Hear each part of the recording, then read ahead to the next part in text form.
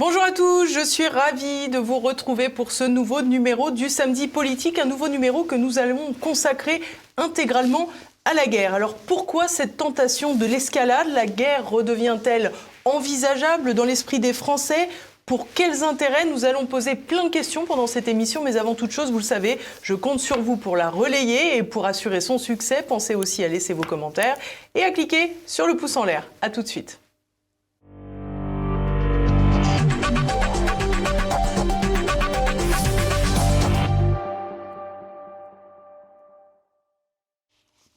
Et aujourd'hui, je suis en compagnie de Pierre Conessa. Bonjour monsieur. Bonjour. Merci beaucoup d'être avec nous. Vous êtes ancien haut fonctionnaire au ministère de la Défense. Vous avez publié de très nombreux ouvrages. Le dernier en date, État des lieux du salafisme en France, aux éditions de l'Aube. Vous l'avez d'ailleurs présenté sur TV Liberté. Les téléspectateurs peuvent le retrouver. Et également retrouver l'ouvrage sur la boutique tvl.fr. Je vais également citer deux autres ouvrages un peu plus anciens. D'abord, Vendre la guerre, le complexe militaro-intellectuel. C'était aux mêmes éditions de l'Aube. Et puis la fabrication de l'ennemi qui remonte à un peu plus longtemps chez Robert Laffont. Alors Pierre Conessa, l'objet de cette émission n'est pas de focaliser, j'allais dire comme c'est à la mode, sur un conflit en particulier, mais bien sur les mécanismes qui l'accompagnent, les mécanismes de propagande. Et si l'actualité est globalement frappée par le conflit en Ukraine ou le conflit israélo-palestinien, il y a bien d'autres guerres qui secouent notre planète à l'heure où nous parlons. Et pourtant, ces autres guerres n'ont pas le droit de citer dans les médias. Pourquoi ? Il y a grosso modo 400 crises à la surface de la planète, crises violentes à la surface de la planète. Si vous regardez un bouquin qui paraissait assez régulièrement, je ne sais pas s'il est apparu cette année, qui est une espèce d'état du monde. Et effectivement, ça liste la totalité des endroits dans lesquels effectivement des populations minoritaires, majoritaires, massacrent, se révoltent, enfin bref. Donc vous avez bien un problème de choix. Parce que vous allez parler de la guerre, mais paradoxalement, la guerre est l'état normal de cette planète. C'est-à-dire que même dans les périodes comme l'après-guerre, pour nous, après 1945, rappelez-vous qu'on va basculer tout de suite dans les guerres de décolonisation. En plein procès de Nuremberg, on recommence la recolonisation. Donc, alors vous êtes en paix ou vous êtes en guerre? Vous voyez ce que je veux dire? Et pareil, toutes les interventions qui ont succédé à la disparition de l'URSS après 91, si vous voulez, on a fait une dizaine d'interventions avant le 11 septembre. Et ces dizaines d'interventions sont des opérations militaires spéciales. Aucune n'a été présentée au Parlement. Donc, la question sur la guerre, c'est la guerre où et qui, ils sont nous mêlés. Voilà, donc, effectivement, alors, votre question renvoie à une transformation qui est assez fondamentale, qui se passe justement après la disparition de l'URSS. La première guerre post-guerre froide, c'est la guerre du Koweït. La guerre du Koweït, rappelez-vous, Saddam Hussein qui a fait la guerre contre l'Iran avec notre soutien. Rappelez-vous que c'est une guerre dans laquelle on va aider l'agresseur et on va mettre sous embargo l'agressé. La guerre Iran-Irak. Vous comprenez que les Iraniens puissent avoir une petite dent contre nous. Et donc Saddam Hussein, qui était à l'époque le grand modernisateur, mais devenu le nouvel Hitler quand il envahit le Koweït, se voit donc mise en demeure par une coalition internationale de quitter le Koweït. La Russie s'abstient, donc c'est la première guerre. Si vous voulez, 35 nations vont fournir des moyens militaires pour aller chasser Saddam Hussein. Deux caractéristiques à cette guerre. D'abord, 6 mois de préavis, c'est-à-dire c'est une guerre annoncée, planifiée, etc.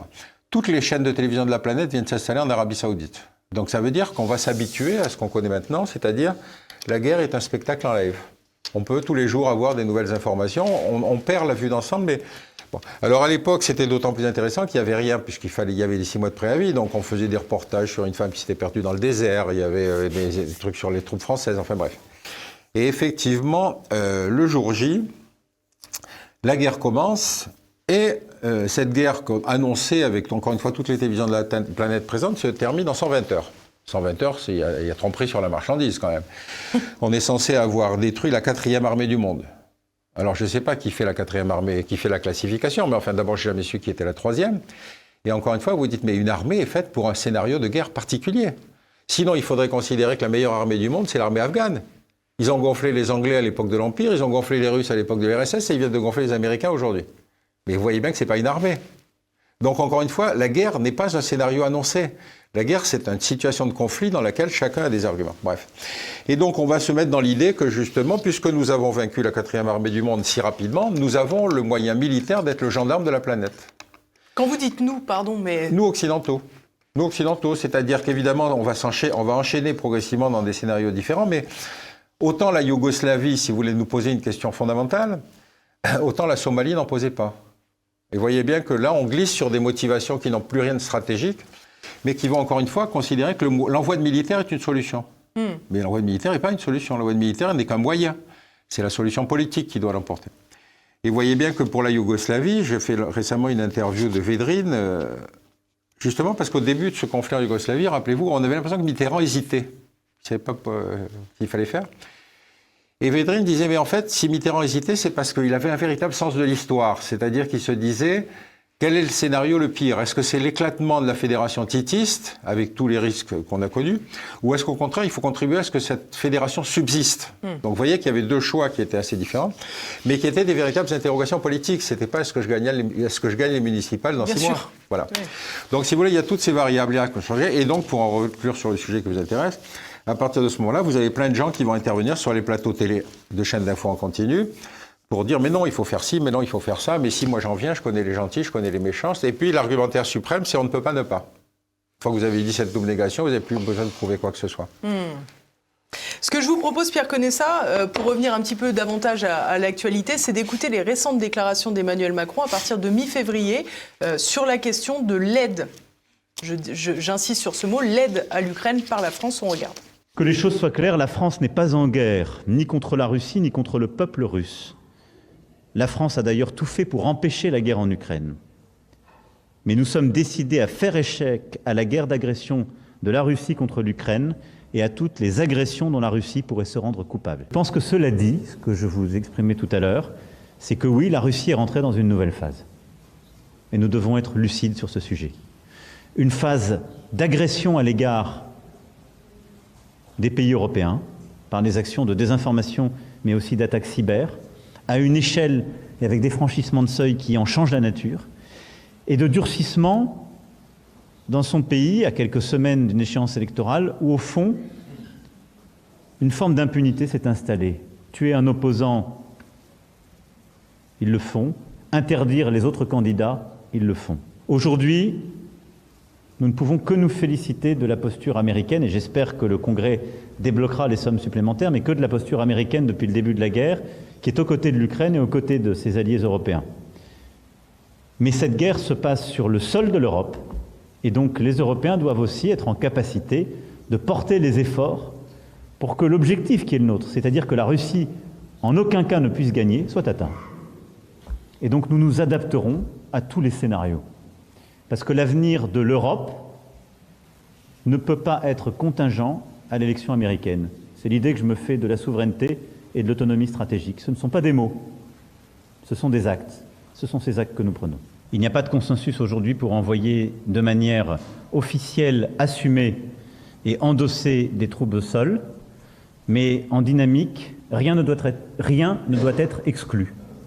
Nous ferons tout ce qu'il faut pour que la Russie ne puisse pas gagner cette guerre. Le consensus, l'analyse collective était que d'ici à quelques années, il fallait s'apprêter à ce que la Russie attaque les 10 pays. Et donc, très clairement, la lucidité est là, et le constat collectif est que, au fond, notre sécurité à tous est aujourd'hui en jeu. L'Ukraine est aujourd'hui déterminée, elle a besoin de nous. Nous abordons à coup sûr un moment de notre Europe où il conviendra de ne pas être lâche. On ne veut jamais voir les drames qui viennent. On ne veut jamais voir ce qui se joue. Et je crois que nos deux pays ont conscience de ce qui est à l'œuvre en Europe. Du fait que la guerre est revenue sur notre sol, que des puissances devenues inarrêtables sont en train d'étendre la menace, chaque jour de nous attaquer nous-mêmes davantage.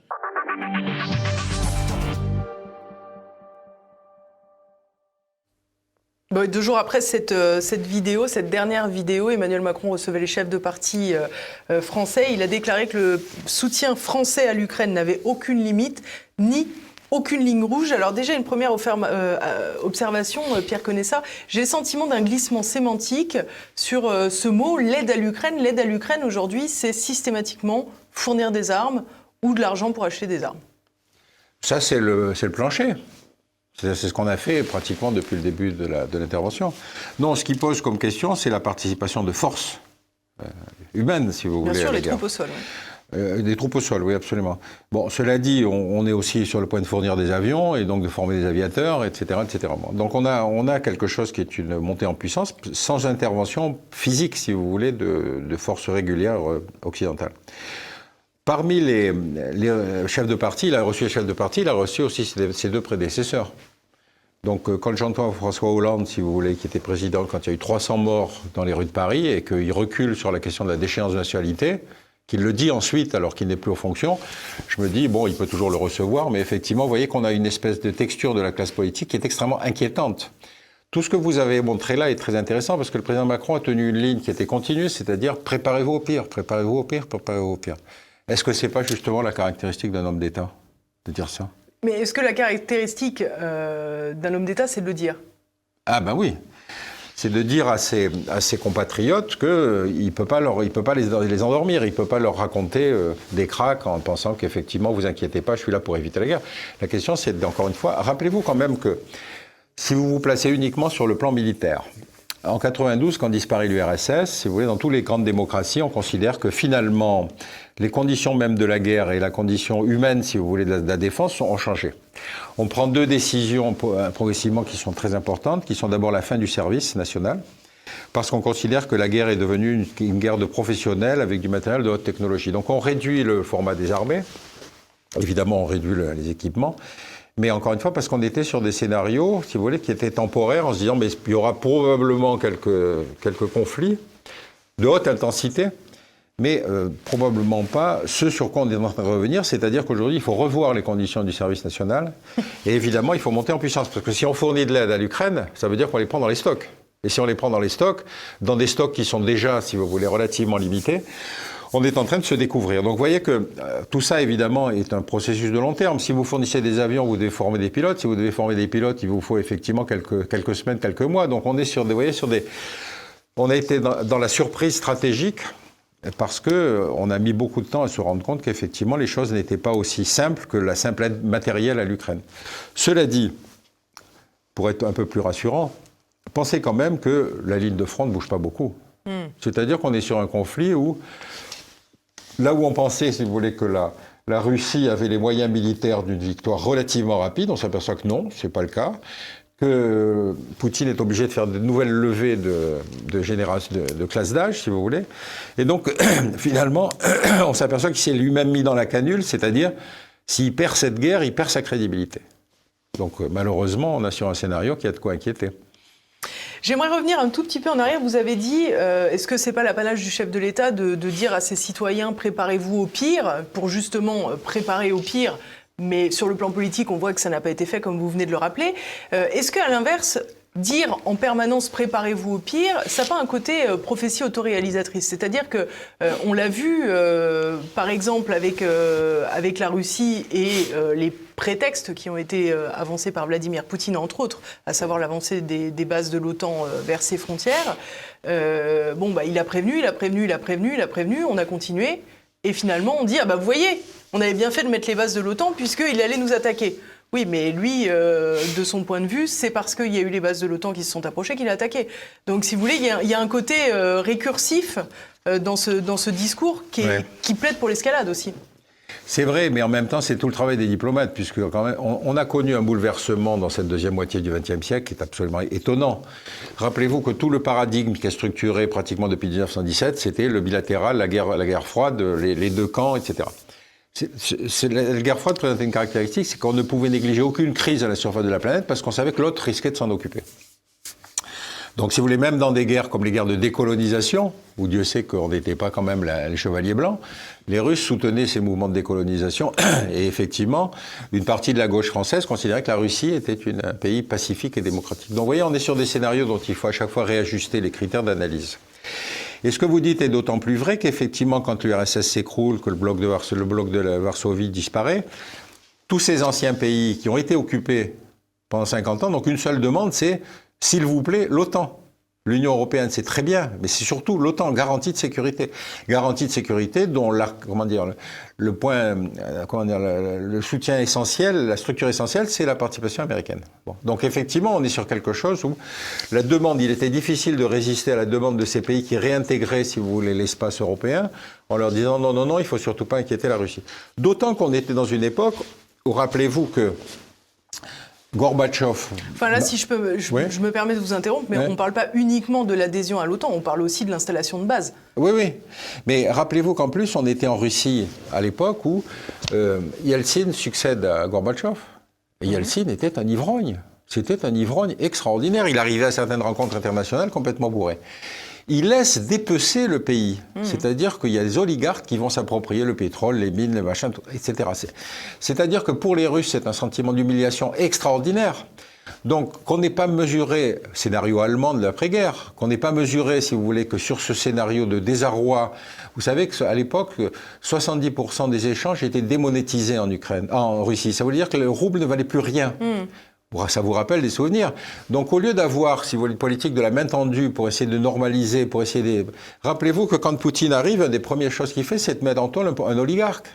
C'est-à-dire qu'il parle à son opinion. Nous, on n'a pas parlé à son opinion. Au contraire, on a essayé de l'aider, etc. Mais avec ces filtres qu'avaient les oligarques, tout l'argent qu'on a diffusé, si vous voulez, est parti dans des poches privées. Donc, penser que Poutine puisse avoir... en tout cas lors de son accession, une certaine popularité, si vous voulez, en Russie, parce qu'il remettait debout ce qui est quand même un empire. Bon. Et donc, on n'a pas mesuré, si vous voulez, que cette espèce d'humiliation qu'on avait déjà connue avec l'Allemagne hitlérienne, rappelez-vous, on n'a pas tiré ces conclusions. Bon. Donc, on est sur quelque chose où la principale demande de ces anciens pays satellites, ça a été effectivement, venez nous protéger. Je vais donc faire... Une petite remarque. Mais il y avait quand même ce fameux accord entre Gorbatchev et Parker, je crois, le secrétaire Parker, de ne pas faire avancer davantage les bases. Oui, mais le problème, il se pose avec l'Ukraine. Parce que l'Ukraine est une espèce de pistolet planté en plein centre, si vous voulez, de cet espace russophone. Hein. Enfin, russophone, ukrainophone, mais enfin de l'ancien empire, si vous voulez. Mais...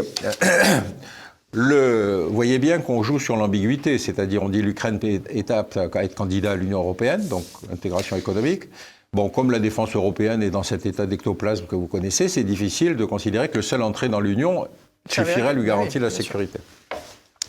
Mais par contre, effectivement, se pose ce problème, c'est-à-dire quel statut pour ce pays qui, encore une fois, a ce degré de sensibilité pour cette ancienne puissance qu'est la Russie, ce pays qui a, encore une fois, des frontières dessinées par le camarade Staline, ce pays qui, quand même, est un pays dans lequel vous avez des russophones qui ont de bonnes raisons de penser qu'ils sont délestés, si vous voulez, dans cette espèce de grand, démontage du puzzle URSS. Et donc, la guerre a commencé plus tôt, elle a commencé tout de suite, pratiquement dès Maïdan. La guerre, j'entends la guerre dans les régions Est. Et effectivement, quand les Russes décident leur intervention, il y avait déjà 14 000 morts à la frontière. Donc vous connaissez un pays, une puissance qui n'estimerait que si 14 000 de ses concitoyens culturels, enfin, peu importe l'identité qu'on leur donne, mais en tout cas de russophones, n'interviendraient pas pour les défendre. Donc on a négligé, si vous voulez, cet aspect-là, c'est-à-dire qu'on ne pouvait pas... Qui devait être garanti par les accords de Minsk. Ben oui, mais justement, les accords de Minsk 1 et 2, si vous voulez, avaient pour vocation... avec le parrainage des Français et des Allemands, de proposer des solutions qui auraient donné des statuts particuliers, etc., etc. On ne sait pas qui a saboté les accords de Minsk, mais on a quand même quelques idées. Et donc, encore une fois, quand vous êtes dans un pays qui vient d'acquérir son indépendance, dans lequel la succession politique a été chaotique, mais en tout état de cause apparaît un homme, Zelensky, qui effectivement semble avoir la texture d'un homme politique, comment voulez-vous qu'il accepte que dans ce nouveau pays indépendant, on commence déjà une négociation pour en parcelliser certains morceaux. Donc, vous voyez, il y avait ces dynamiques-là qui faisaient que c'était très difficile de vivre cette situation. Accepter dans Minsk que les russophones de l'Est aient un statut particulier, oui, mais je pense qu'à Minsk, on devait penser que oui, mais si jamais, à Kiev, pardon, si jamais les russophones ont un statut particulier, c'est une marche vers l'indépendance, donc le dépeçage du pays. Donc ça a été un métier où les diplomates se sont beaucoup, une situation où les diplomates se sont beaucoup déployés, mais avec peu de succès, puis surtout avec une espèce d'incompréhension réciproque, si vous voulez. C'est le moins qu'on puisse dire. Alors vous dites Zelensky, un homme d'État, est-ce que ça aussi, ce ne sont pas les médias qui ont contribué à fabriquer cette posture d'homme d'État? Parce qu'auparavant, Zelensky, c'était avant tout un comédien, parfois comique, avec des attitudes un peu originales. Sans les médias, peut-être pour le présenter en chef de guerre, sans une importante communication autour de la façon dont il se présente au monde aussi, on serait peut-être à des années-lumière de pouvoir penser que cet homme était un chef d'État. Oui, mais en même temps, c'est la situation qui vous révèle la texture d'un homme. Hein. Rappelez-vous, quand même, si on a quelques exemples dans le passé, moi, je suis frappé, si vous voulez, quand je parle des élites françaises. les élites françaises, si vous voulez, c'est un mécanisme académique dont le descriptif est très rapide. Classe prépa, Normal Sup, Sciences Po, ENA, Grand Corps, cabinet. Donc vous avez toute une élite qui tourne autour des décideurs politiques ou qui fournissent parfois du personnel politique qui n'a aucune expérience de la vie. De la vie non seulement de leur propre pays, mais de la vie internationale. Même si vous prenez la situation aux États-Unis, rappelez-vous que George Bush, fils, n'était jamais sorti ailleurs qu'au Mexique. Et c'était cet homme-là qui devait être le leader du camp de la démocratie. Donc, si vous voulez, moi j'avais dit qu'à la sortie de toutes les grandes écoles en France, on devrait imposer une année sabbatique. Faites ce que vous voulez, faites de l'humanitaire, traversez la planète, faites ce que vous voulez, mais ancrez-vous quelque part. Bon. Parce qu'encore une fois, c'est pas une carte, la guerre. C'est pas simplement des petites flèches qui se déplacent. C'est des gens qui meurent, c'est une compréhension de la posture des différents belligérants, c'est les modalités de la négociation, etc.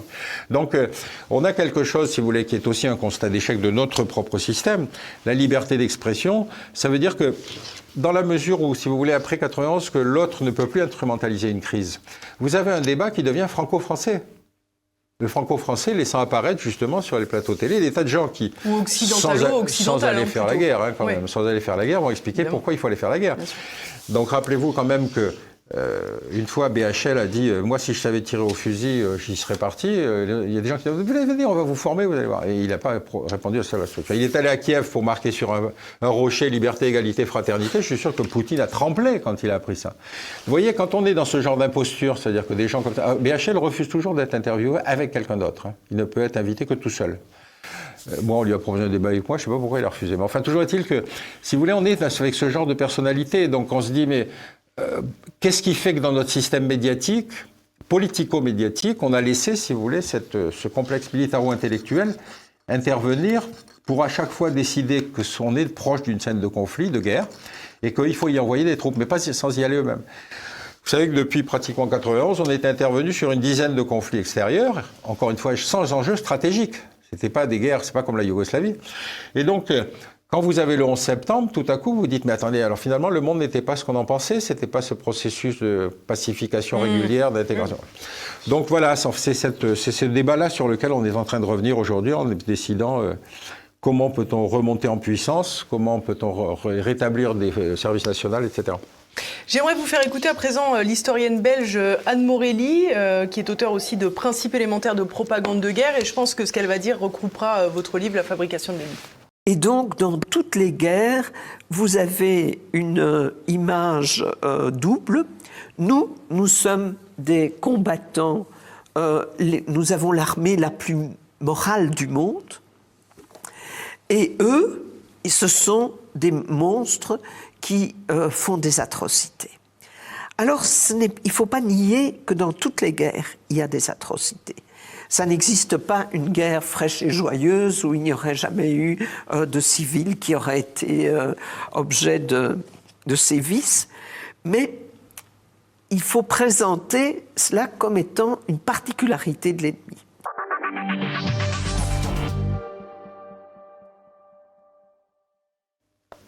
Alors, on le comprend, c'est une forme de diabolisation, d'exagération dont elle parle. À quelle fin, selon vous ? Ah ben, si vous voulez, la différence quand on déclenche une guerre et qu'on est dans une démocratie, il faut que ce soit une guerre démocratique, c'est-à-dire pour convaincre l'opinion. C'est pas comme dans une dictature. Une dictature, quand Saddam Hussein est envoyé le Koweït, il avait autour de lui que des gens qui approuvaient la décision du chef. C'était évident. Bon. Par contre, effectivement, nous, et c'est à partir de 91, c'est d'autant plus évident, c'est que justement, n'ayant pas d'ennemis désignés, structurés, capables de faire des tas de choses, si vous voulez, ça devient une espèce de marché ouvert dans lequel le complexe militaro-intellectuel, dans ses différentes composantes, journalistes, humanitaires, intellectuels, médiatiques, etc., va peser dans un sens ou dans l'autre pour que l'Occident démocratique s'implique. Bon. Je vous en cite un exemple. Aujourd'hui, la crise la plus meurtrière, c'est la crise du Congo. Vous avez entendu parler de la crise du Congo ? Absolument pas. C'est pas vendable, le Congo. Vous n'avez pas envoyé du monde. C'est un pays gigantesque. Personne n'a envie d'envoyer des milliers et des milliers d'hommes pour essayer de pacifier quelque chose qui est en train de se décomposer. Et donc, vous voyez bien qu'il faut choisir une crise dans laquelle, effectivement, la voix de ce complexe militaro-intellectuel va peser pour interpeller le politique. Alors, ce qui est intéressant, c'est qu'on interpelle le politique depuis le plateau télé. J'en reviens, je connais les gentils, je connais les méchantes, on ne peut pas ne pas. Bon. Et donc, ce qu'elle dit sur la propagande est effectivement d'autant plus vrai que on voit bien que le verbe est extrêmement important. Bon, évidemment, on est chacun est le bien et le juste, et l'autre est effectivement l'ennemi. Vous savez, Pierre Desproges avait une définition de l'ennemi qui était extraordinaire. Il disait l'ennemi est stupide parce qu'il croit que l'ennemi c'est nous, alors qu'en fait l'ennemi c'est lui. Vous avez tout dans cette phrase, vous avez tout. Oui. C'est-à-dire, alors j'insiste sur le verbe parce que vous voyez bien qu'on a plein de situations dans lesquelles la formulation de la question devient tout à coup une implication dans un sens ou dans l'autre. Bon, moi, il y en a un qui me frappe beaucoup, si vous voulez, c'est que dans la crise à Gaza, vous avez effectivement des otages d'un côté. C'est évident, ils ont été pris dans des kibboutz, etc. En échange de ces otages, le Hamas demande la libération de prisonniers palestiniens et auquel l'État israélien impose que ce ne soient pas des prisonniers ayant du sang sur les mains. Bon, alors pourquoi ils étaient en prison ? En prison parce qu'ils avaient jeté des cailloux sur les soldats israéliens. Vous voyez bien qu'on a d'un côté, on dit le terme otage, qui est effectivement une accusation grave, et de l'autre, on a prisonnier. Mais en fait, ils étaient aussi dans cette situation-là. Donc on est sur des situations où, si vous voulez, le verbe va évidemment déterminer la notion du juste, du vrai et du beau. Vous avez la même chose aujourd'hui en Cisjordanie. En Cisjordanie, vous avez aussi des types qui sont encore arrêtés, des Palestiniens. Ils sont arrêtés, mais en particulier, ils sont parfois tués par des colons juifs radicaux. Et vous vous dites, mais attendez, il y a donc aussi des juifs radicaux comme il y a des salafistes. Vous voyez ce que je veux dire? Donc à chaque fois, selon la focale qu'on met, on se retrouve avec des analyses prédigérées, si vous voulez. On a le sentiment, et vous l'avez d'ailleurs évoqué, qu'il faut polariser en fait en camp du bien. Et parmi les épisodes où l'Occident s'est érigé en camp du bien, il y a évidemment l'Irak. Et je vous propose qu'on écoute les célèbres propos de Madeleine Albright, qui était secrétaire d'État aux États-Unis. We have heard that 500,000 children have died. I mean, that's more children than died in Hiroshima. And you know, is the price worth it?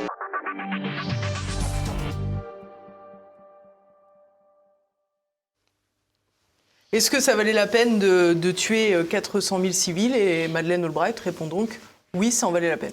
Encore une fois, on va se jeter à la tête, si vous voulez, le nombre de morts. Et évidemment, on va toujours justifier le fait que c'est la conclusion de la guerre qui va justifier les moyens. Je vous en prends un exemple. Pendant la Seconde Guerre mondiale, on a des bombardiers à long rayon d'action et on estime que de bombarder les villes allemandes va mettre à genoux, ou bombarder les villes japonaises va mettre à genoux l'opinion publique et finalement obtenir la guerre. Le bombardement le plus grave, si vous voulez, c'est ce bombardement avec bombe incendiaire qui va se faire, si je ne m'abuse, sur Tokyo, et il va y avoir 80 000 morts. Bon. On en parle peu d'ailleurs, hein. On en parle très peu non, mais parce que ça, comparativement à d'autres... c'est loin, ça. Oui, c'est ça. Donc, après-guerre, les Américains ont essayé de comprendre pourquoi les Japonais et les Allemands avaient tenu aussi bon jusqu'au bout. Parce que vous vous souvenez que finalement, l'utilisation de la bombe atomique, c'était aussi parce qu'ils pensaient que l'offensive sur le territoire serait dramatique en vies humaines. Bref, ils font une enquête qu'ils confient à des sociologues, et les sociologues arrivent à une conclusion qui est assez stupide, mais d'une banalité effrayante. C'est quand vous êtes sous les bombardements, vous vous solidarisez avec celui qui vous défend, pas avec celui qui vous bombarde. Donc, vous voyez, c'est la limite de l'analyse telle qu'elle est faite par la violence des moyens. C'est qu'encore une fois, vous avez effectivement des moyens qu'on croit être capables de rompre un consensus politique et qui souvent n'aboutissent pas. Donc, revenir a posteriori sur le choix de l'utilisation de l'arme atomique, si vous voulez, est une aberration historique, parce qu'on peut toujours se dire qu'effectivement, si on avait fait ci, si on avait fait ça, etc. Non, ce qui est intéressant à savoir, c'est que après-guerre, de la Seconde Guerre mondiale, on va passer sur les procès. Procès de Nuremberg, procès de Tokyo. Procès de Nuremberg, ce qui est d'autant plus intéressant, c'est qu'on va reprocher aux chefs nazis tout ce qu'ils ont fait, l'extermination, les déplacements de population, les bombardements, etc. Et en même temps, on va réprimer les émeutes de Sétif et on va bombarder Haiphong. C'est-à-dire qu'on commence la recolonisation en utilisant parfois des mêmes moyens que ceux qu'on a reprochés aux nazis, torture, etc. Mais il n'y aura pas de procès. Bon. À Tokyo, c'est encore pire parce qu'à Tokyo, ils associent un juge indien qui s'appelle le Narendra Pal, qui lui va devenir le trouble fait du procès. Pourquoi? Parce qu'il dit, mais attendez, vous reprochez au Japon d'avoir envahi la Chine et d'avoir fait la colonisation, mais vous êtes vous-même puissance coloniale. Quand le Japon envahit l'Indochine française, mais le Vichy est allié des Allemands à ce moment-là. Et donc, il va démonter complètement le processus d'accusation. Il va faire capoter, puisque vous savez qu'une des issues, ça va être qu'on va pendre un certain nombre de militaristes, mais on va surtout pas toucher à l'empereur, parce que les Américains ont très peur de ce qui se passera à ce moment-là. Or, il était le principal responsable. Bon. Et en fait, ce qui est intéressant, c'est que Pal, qui était fondamentalement la voix du tiers-monde, va être utilisé par les révisionnistes japonais pour dire ensuite, vous voyez que nous ne sommes pas responsables de la guerre. Même un Indien le dit. Vous voyez comment finalement l'argumentaire se retourne. Donc si vous voulez, on est sur quelque chose comme ça, jugé a posteriori en se disant, oui, mais Si j'avais été là, ce serait passé Alors, comme ça. si je peux me permettre, je ferai quand même une petite nuance avec ce que vous venez de dire, effectivement, en évoquant la bombe atomique, en disant on ne peut pas juger a posteriori l'utilisation de la bombe atomique, certes, mais quand les médias reprennent en cœur ce que les dirigeants occidentaux reprennent en cœur, à savoir que Vladimir Poutine n'a qu'une envie, c'est de lancer la bombe atomique, là, peut-être qu'on peut reparler effectivement de l'histoire et de qui a effectivement utilisé la bombe atomique dans l'histoire jusqu'ici. C'est pas les Russes, les Soviétiques. Vous savez, quand vous êtes invité sur un plateau télé, au titre d'expertise, entre guillemets, tout ce qu'on vous demande, c'est de prévoir la suite. Donc vous avez des tas de gens qui vont vous dire « Non mais attendez, vous vous rendez compte qu'après l'Ukraine, il va bouffer la Transnistrie, puis ensuite il va envahir la Pologne, etc. » Vous n'en avez strictement aucune preuve. Mais la crédibilité médiatique de l'individu, c'est celui qui va vous annoncer le pire. Ouais. Parce que si vous laissez entendre que vous avez vos sources, alors vous n'êtes pas obligé de les citer, alors là c'est tranquille. Bon, il y en a plein des spécialistes comme ça, hein, je ne vais pas revenir sur les mêmes, mais vous aviez vous gênez pas, on adore. Non, mais il y en a un qui est décédé, donc je ne veux pas saluer sa mémoire, mais Alexandre Adler était un spécialiste, parce que c'était un conteur. Un conteur, ça voulait dire que quand il prenait la parole, vous étiez fasciné. Il vous brassait les trucs en Amérique latine, dans les pays de l'Est, etc. Je le rencontre, moi, en 92, quand on crée la délégation des affaires stratégiques. On le trouve dans les murs, parce qu'il avait été recruté par l'équipe précédente. Et on fait une réunion sur la Turquie, enfin bref, peu importe. Et donc, dans cette réunion qui était entre nous, hein, entre les gens du ministère, il cite des instructions du KGB de 58, reprises en 74, etc., etc. Bon. Donc, il a des sources. Alors, je me tourne vers le type de la DGSE, je lui dis, c'est intéressant son truc, là, vous les avez, ces instructions? Et il me dit, non, il invente. Ben, quand vous êtes tout à coup face à ce genre d'imposture, vous dites, mais attendez, ce type apparaît sur tous les plateaux télé. Parce que sa force de conviction, la puissance de sa parole faisait qu'on y accordait crédit. Mais du coup, il était le ventriloque de qui? Pardon? Il était le ventriloque de qui? Il n'était pas ventriloque, non, il n'avait pas besoin d'être le ventriloque de qui que ce soit. Il était Alexandre Adler. De même que BHL et BHL. Mais attendez, vous n'avez pas comparé quand même. Je veux dire, il y a des maîtres étalons à déposer au pavillon des poids et mesures à Sèvres. Non, vous avez des gens qui ne vivent que de cette espèce de capacité à raconter, en faisant semblant de revenir sur place. Enfin, rappelez-vous quand même que dans ce contexte-là, quand vous êtes dans une situation de crise, n'importe quelle fake news peut mettre le feu. Rappelez-vous la colonne de chars en Libye. Bon, BHL était allé, il avait vu les insurgés à Tripoli, il en revient, il convainc Sarkozy qu'effectivement, il y a quelque chose de grave qui est en train de se passer, ce qui était vrai. Première mesure, effectivement, les Français et les Anglais obtiennent une résolution de l'ONU d'interdiction de survol aérien, c'est-à-dire qu'on voulait empêcher que Kadhafi utilise son arme de suprématie, c'est-à-dire l'aviation, et qui bombarde les insurgés.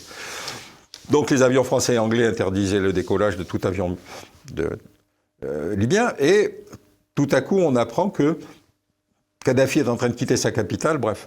Mais surtout on apprend qu'une colonne de chars est en train de se diriger vers Tripoli. Et que ça va être un massacre, etc. Et que ça va être un massacre. Et donc, les Français et les Anglais donnent instruction à leurs pilotes, justement, d'intervenir au sol. Et donc, si vous voulez, on a là une dérogation ou une violation de la règle du droit international, puisqu'ils deviennent belligérants. Et puis, la suite, vous la connaissez. Donc, Kadhafi est arrêté par les insurgés, il est lâché, etc., etc. Donc, vous vous rendez bien compte que... Mais on a le fin mot de l'histoire sur cette colonne de chars et sur ce qui était en préparation? C'est-à-dire, c'est difficile que vous appelez une colonne de chars. Vous les mettez au bout de deux chars, vous avez une colonne. Sinon 3, c'est encore mieux. Mais vous voyez ce que je veux dire, c'est, encore une fois, le verbe... Moi, j'en ris beaucoup, mais c'est terrible quand même. Ben non, c'est terrible, bien sûr, mais si vous utilisez des verbes suffisamment bien utilisés, une colonne de chars, vous imaginez la Blitzkrieg avec les chars rentrant les Ardennes et en 40, vous voyez. Donc on n'est pas du tout... On n'est pas du tout dans ce genre de choses, mais par contre, la capacité que donne le débat médiatique sur des chaînes d'infos en continu, évidemment, sont capables d'interpeller le politique en disant que vous n'allez pas laisser faire ce massacre. J'aimerais qu'on s'intéresse justement à ces gens qui ont leur ronde serviette, comme on dit dans les médias, et je vous propose d'écouter, parce que c'est pas uniquement dans les médias qu'ils ont leur ronde serviette, je vous propose d'écouter Nicolas Tenzer, qui faisait partie de la table ronde sur la guerre informationnelle organisée par le Sénat. Nicolas Tenzer est président du Centre d'études et de réflexion pour l'action politique. Je crois qu'il y a 5 modes principaux d'influence. La première, si vous voulez, c'est une reprise de récits par un certain nombre de personnalités, connues ou non connues, de récits bien connus, bien documentés par tous les spécialistes de la propagande du Kremlin. Ces personnes, certaines d'entre elles, j'en suis assuré, le reprenant par intérêt financier. C'est-à-dire parce qu'ils ont reçu de l'argent pour le faire. Ce n'est pas le cas de tous, soyons parfaitement clairs, il ne s'agit pas d'entrer dans une sorte de complotisme généralisé, mais dans certains cas, c'est évident. La deuxième chose, c'est directement l'inflexion d'influence auprès de dirigeants. Je reviendrai sur la notion juridique de trafic d'influence, mais si vous avez des personnalités publiques connues, capables de souffler à l'oreille du président, du Premier ministre, ministre de la Défense, des Armées, du ministre des Affaires étrangères, etc., ça s'appelle du trafic d'influence. Troisième action, vous avez l'action volontaire de déstabilisation d'un pays pour le compte de grandes puissances, notamment la Russie, avec l'amplification de certains mouvements, ce qu'on pourrait appeler l'effet loupe. Quatrièmement, vous avez le soutien à des personnalités ou à des campagnes politiques par une puissance étrangère, qui peut aller par des financements, un soutien direct, et qui en tout cas se traduit par des votes de ces personnalités, soit lors des instances politiques, notamment l'Assemblée nationale ou au Parlement européen. Et enfin, cinquièmement, vous avez la création d'officines ou de médias en ligne qui poussent les récits favorables au Kremlin, ce qu'on appelle parfois les médias dits de réinformation, mais en général la réinformation c'est l'information pro-russe, soyons parfaitement clairs. Vous avez une presse complotiste comme France Soir, vous avez des organismes aussi directement liés à la Russie, le journal Omerta en particulier. Un exemple, je ne comprends pas comment ce journal n'est encore, quelle que soit la liberté d'expression, soit encore disponible. Vous avez, par exemple, des officines Géopragma, dirigées par Madame Galacteros, ancienne conseillère politique des Affaires étrangères de M. Zemmour pendant la campagne électorale. Vous avez le Centre français du renseignement, officine pro-russe bien connue, dirigée par un certain Éric Denessé. Vous avez également parfois un certain nombre d'organismes aussi, l'Observatoire franco-russe par exemple.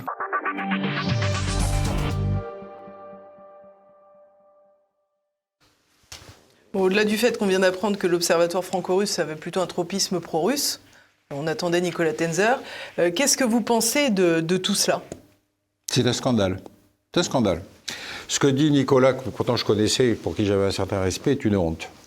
C'est une honte parce que, si vous voulez, présenter comme des méthodologies, ce qui est en fait les termes d'un débat dans lequel les gens peuvent avoir des opinions, c'est déjà une première impression. La deuxième, c'est qu'effectivement, laisser planer l'idée du financement, c'est toujours une manière sulfureuse, si vous voulez, de disqualifier quelqu'un. Moi, j'ai demandé à ceux qui étaient payés de me donner l'adresse, parce que je voulais aussi, si c'était possible, avoir des valises de billets avec des billets usagés, avec des numéros qui ne suivent pas. Enfin, vous voyez, on est dans le ridicule absolu. Les moyens modernes de corruption, c'est pas d'amener des valises. Donc, penser qu'ils émargent, etc., c'est une manière d'accuser sans accuser. Ce qui me fascine, effectivement, c'est que il évoque le trafic d'influence. Une des caractéristiques du Parlement français, c'est qu'il n'y a aucune loi contre le lobby en milieu parlementaire. Donc vous dites, mais attendez, c'est très bien, mais pourquoi il ne le propose pas ? Pourquoi il ne dit pas aux sénateurs, mais c'est à vous de Alors prendre c'est un extrait que j'ai pris. Oui, je suis d'accord. Bon. Mais c'est pour dire que le Sénat n'est invité que lui. Parce que ceux qui ont été mis en accusation par Tenzer ont demandé à être entendus. Caroline Galacteros, il a même accusé Alain Juillet. Alors vous dites, ah oui, Alain Juillet, c'est évident que c'est un agent russe. Bah oui, ancien patron de la DGSE, enfin rien moins. Il accuse Omerta. Omerta, c'est dans l'air du temps, effectivement. Moi, j'ai fait un documentaire avec eux sur le lobby militaro-intellectuel. Alors, je ne sais pas parler de Tenzer, je suis désolé, je l'ai oublié. C'est pour le numéro 2, l'acte 2. Ben oui, peut-être sur l'acte 2. Mais si vous voulez qu'il accuse le Centre français du renseignement et Denessé d'être un agent russe, mais je veux dire, c'est de la folie. On est revenu dans l'époque du macartisme. On est revenu dans... Alors, et Nicolas Tenzer et le Sénat... Parce qu'encore une fois, le Sénat doit entendre les gens que Tenzer a accusés. Est-ce qu'il va les accepter ? Je ne sais rien. Donc je trouve que c'est une imposture scandaleuse. Et évidemment, alors si vous utilisez le terme d'officine, oui. Alors là, on est en plein, chère madame, c'est Florence, là. On sent bien que c'est quelque chose de grave. Non, c'est assez ignoble, si vous voulez. Mais alors, en plus, ce que j'ai du mal à saisir, c'est que ce que Nicolas Tenzer dénonce, qu'est-ce que c'est d'autre que ce que fait Nicolas Tenzer ? Ben écoutez, le fait qu'il soit auditionné au Sénat, c'est pas comme s'il avait sa propre chaîne dans laquelle il disait ce qu'il voulait. Moi, j'ai l'avantage de n'avoir aucune structure, donc je peux pas être accusé si ce n'est individu personné. Et là, évidemment, on est dans le domaine de la diffamation. Donc, si vous voulez, Tenzer, effectivement, je pense, est dans une opportunité médiatique importante. Dans cette ambiance, si vous voulez, anti-russe, encore une fois, dans lequel il y a agression de la Russie sur un État souverain. Mais dans cette ambiance-là, si vous voulez devenir le McCarthy du nouveau champ politique, formidable. Là, vous avez une opportunité où l'intellectuel est censé inspirer le monde parlementaire et politique. Quel intellectuel refuserait ce genre d'opportunité ? Quel que soit son niveau d'argumentaire, c'est assez lamentable et c'est malheureusement dramatique, quoi. J'aimerais vous faire écouter à présent un autre élément. C'est une conversation téléphonique entre 4 officiers de l'armée allemande. C'est une conversation qui a été interceptée il y a quelque temps et qui a été diffusée. On l'écoute. Je peux rapidement ajouter ceci à propos de la destruction du pont. Nous l'avons étudié de très près, et le pont, malheureusement, à cause de sa taille, ressemble à une piste d'atterrissage. Cela signifie que je pourrais avoir besoin de 10 ou 20 missiles. Il existe une possibilité selon laquelle le Taurus réussira à faire tomber le pont si vous visez les piliers. Tout ce qu'ils peuvent faire, c'est faire un trou et endommager le pont.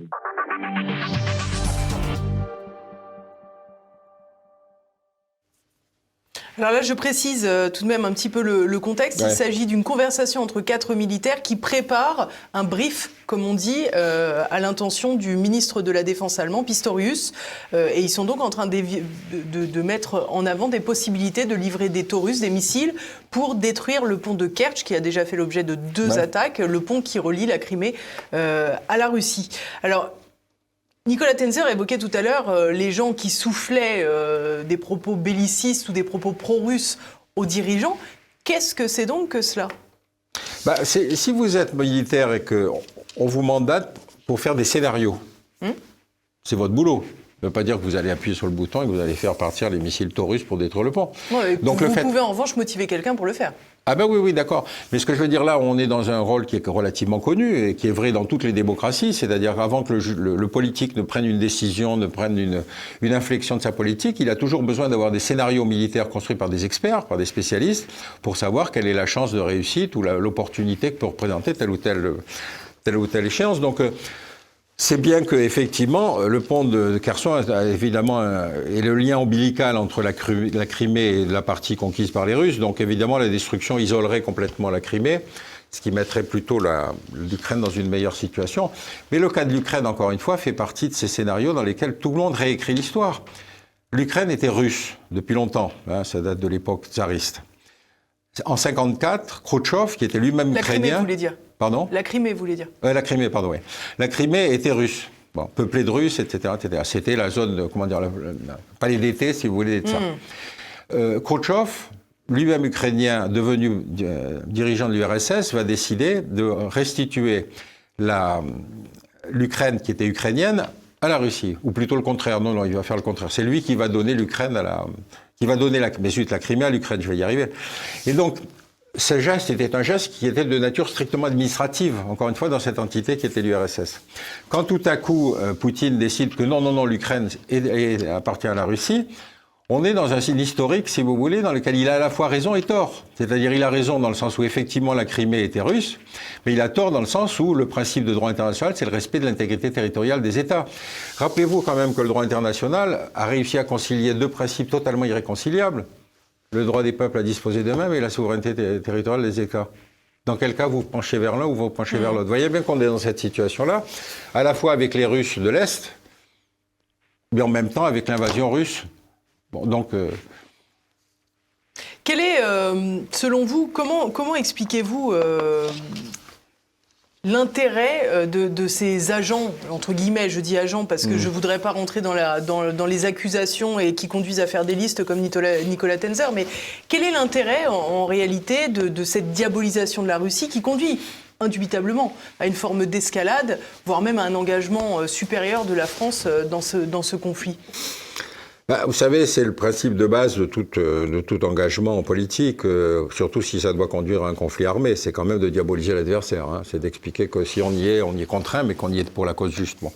Donc ça n'est pas un processus qui est tout à fait anormal. Moi, ce qui me fascine beaucoup plus, si vous voulez, c'est la possibilité de sortir du conflit de crise. C'est-à-dire, rappelez-vous la France et l'Allemagne. La France et l'Allemagne s'étaient faites 3 guerres. Avec beaucoup de douleur autour, si vous voulez.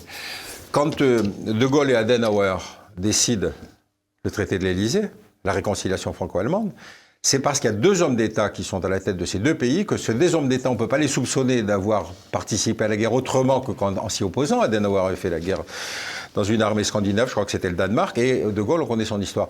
Il faut que ce soit des hommes d'État qui soient capables de se lever au-dessus de leur opinion publique pour dire non. L'avenir, c'est la réconciliation. Donc, vous voyez, on est aujourd'hui dans le scénario opposé, c'est-à-dire non, pas du tout. Là, aujourd'hui, tous les gens qui tiennent compte d'un point de vue russe sont évidemment des poutinophiles, des russophiles. C'est un peu le même processus qu'on a, si vous voulez, à la fois sur Gaza et sur les attentats terroristes. Vous avez aujourd'hui 2 accusations suprêmes qui sont l'arme absolue, qui sont l'antisémitisme et l'islamophobie. Alors, je vous en cite 2 exemples vécus. Moi, je faisais en 2014-2015 un rapport sur la radicalisation.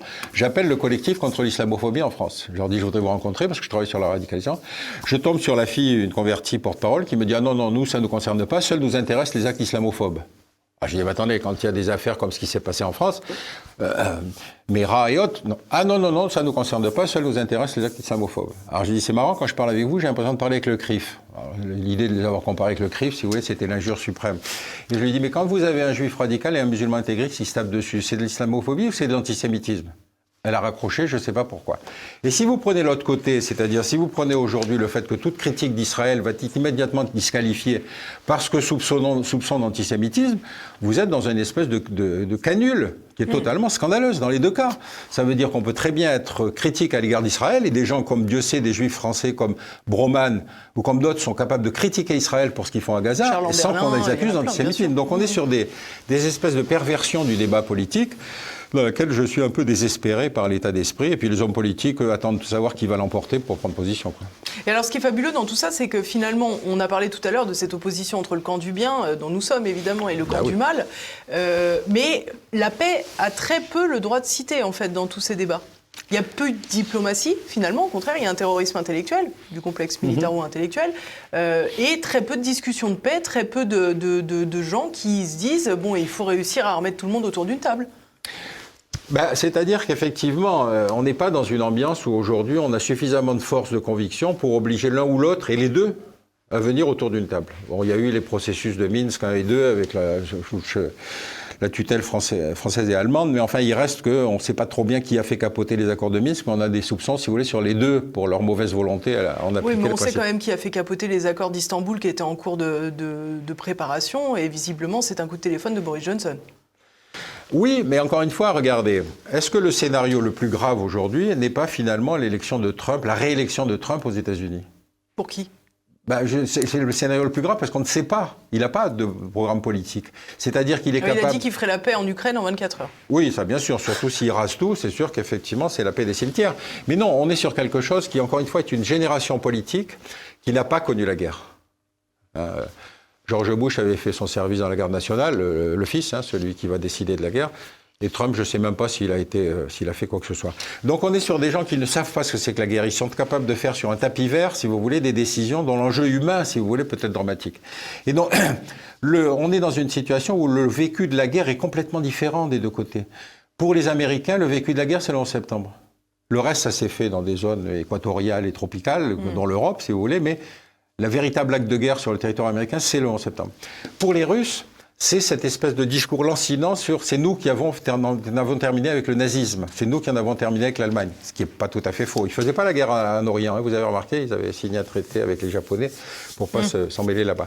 Mais quand vous êtes dans cette situation et que vous utilisez, comme ils le font à l'encontre des Ukrainiens, l'idée que ce sont des anciens nazis, vous voyez bien qu'il y a un référent historique qui est complètement différent.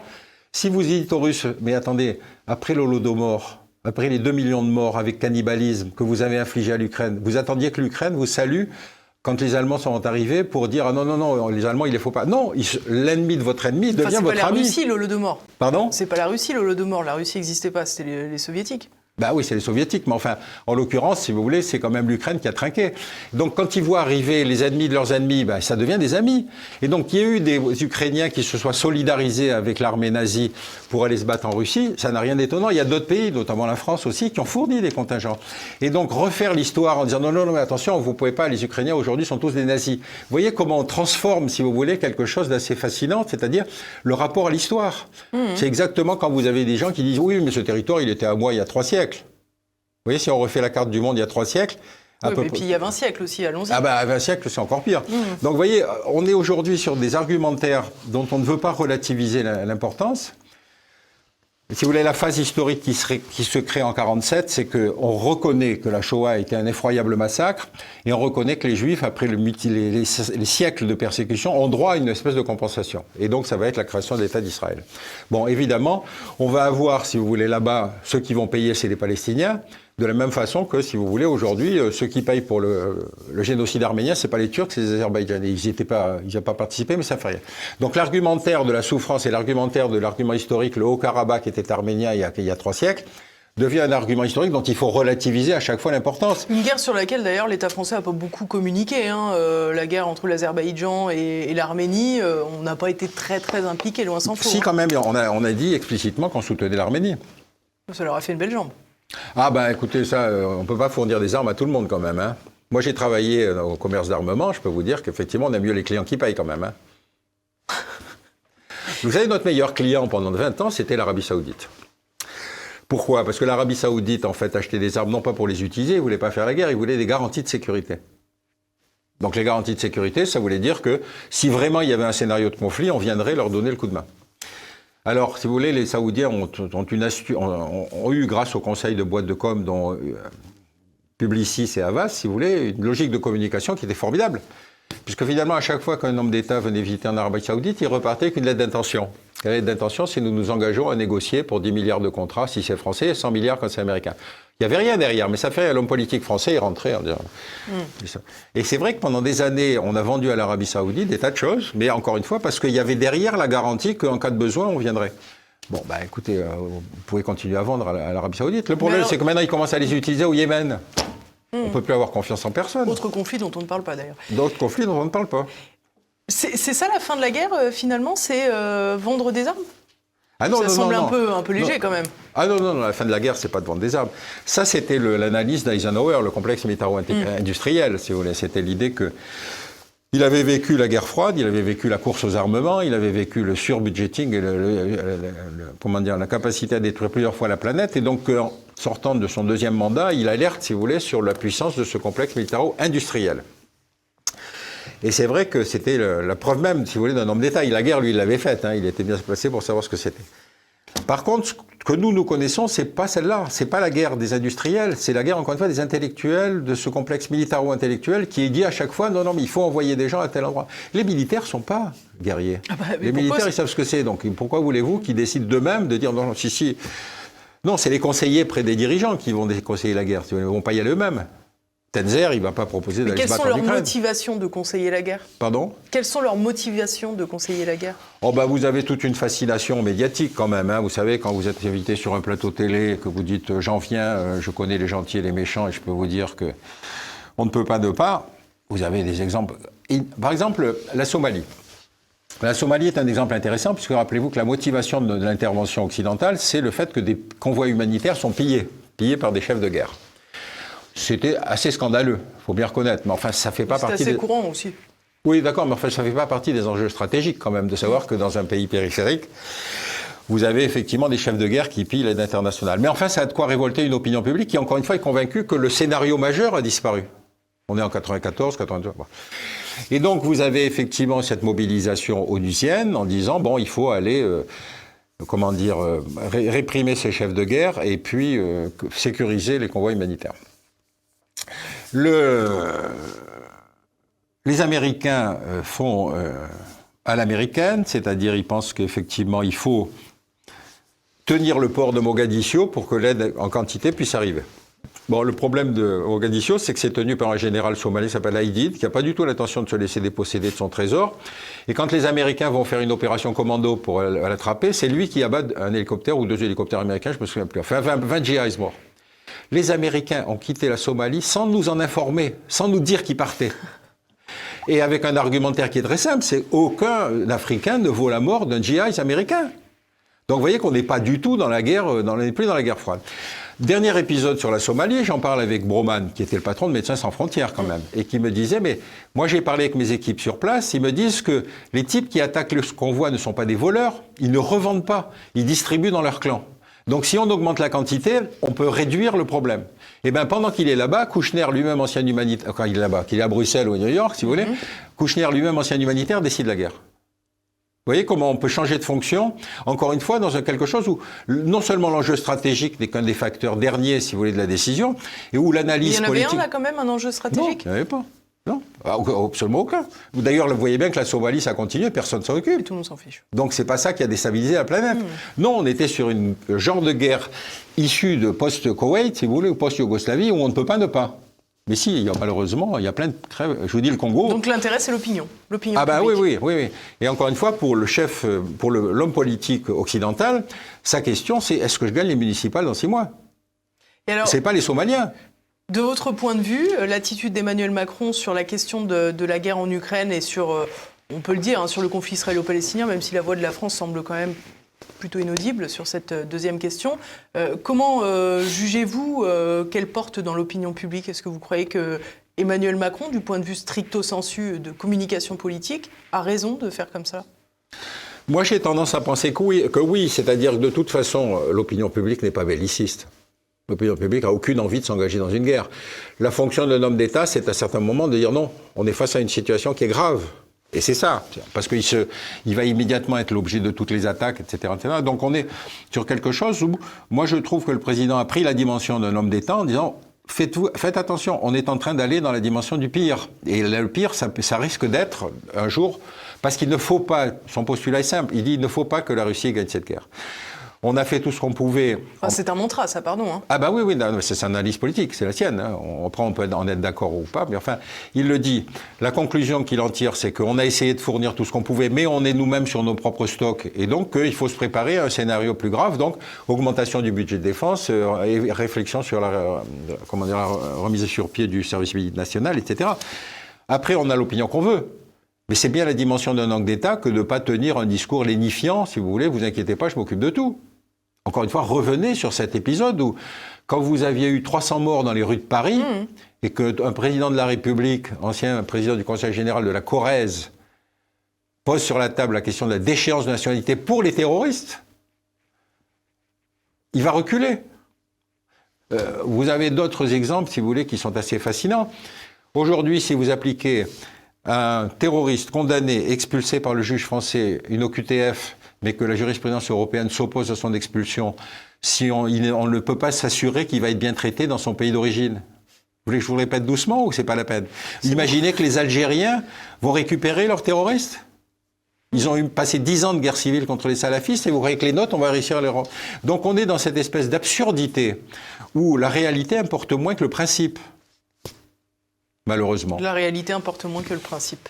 Ce sera le mot de la fin. Je vous remercie beaucoup, Pierre Conessa. Je rappelle quand même vos derniers ouvrages, État des lieux du salafisme en France et Vendre la guerre, le complexe militaro-intellectuel, aux éditions de l'Aube. C'est disponible sur la boutique sur tvl.fr. Chers amis, j'espère que cette émission vous a plu. N'oubliez pas de la relayer, de laisser vos commentaires.